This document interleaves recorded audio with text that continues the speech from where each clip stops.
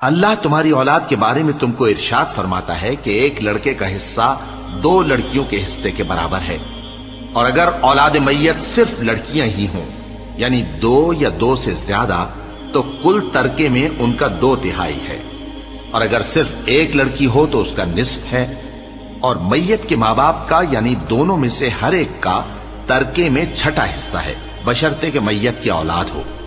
اور اگر اولاد نہ ہو اور صرف ماں باپ ہی اس کے وارث ہوں تو 1/3 ماں کا حصہ ہے، اور اگر میت کے بھائی بھی ہوں تو ماں کا 6واں حصہ ہوگا۔ اور یہ تقسیم ترکہ میت کی وصیت کی تعمیل کے بعد جو اس نے کی ہو یا قرض کے ادا ہونے کے بعد جو اس کے ذمے ہو عمل میں آئے گی۔ تم کو معلوم نہیں کہ تمہارے باپ دادوں اور بیٹوں اور پوتوں میں سے فائدے کے لحاظ سے کون تم سے زیادہ قریب ہے۔ یہ حصے اللہ کے مقرر کیے ہوئے ہیں، اور اللہ سب کچھ جاننے والا ہے، حکمت والا ہے۔ اور جو مال تمہاری بیویاں چھوڑ مریں اگر ان کی اولاد نہ ہو تو اس میں سے نصف تمہارا ہے،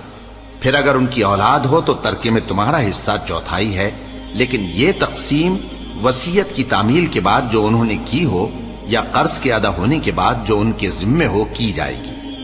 اور جو مال تم مرد چھوڑ مرو اگر تمہاری اولاد نہ ہو تو تمہاری بیویوں کا اس میں 1/4 حصہ ہے، پھر اگر تمہاری اولاد ہو تو ان کا 8واں حصہ ہے۔ یہ حصے تمہاری وصیت کی تعمیل کے بعد جو تم نے کی ہو اور ادائے قرض کے بعد تقسیم کیے جائیں گے۔ اور اگر ایسے مرد یا عورت کی میراث ہو جس کے نہ باپ ہو نہ بیٹا مگر اس کے بھائی یا بہن ہو تو ان میں سے ہر ایک کا 6واں حصہ ہے، اور اگر ایک سے زیادہ ہوں تو سب 1/3 میں شریک ہوں گے۔ یہ حصے بھی بعد ادائے وصیت و قرض بشرطے کہ ان سے میت نے کسی کا نقصان نہ کیا ہو تقسیم کیے جائیں گے۔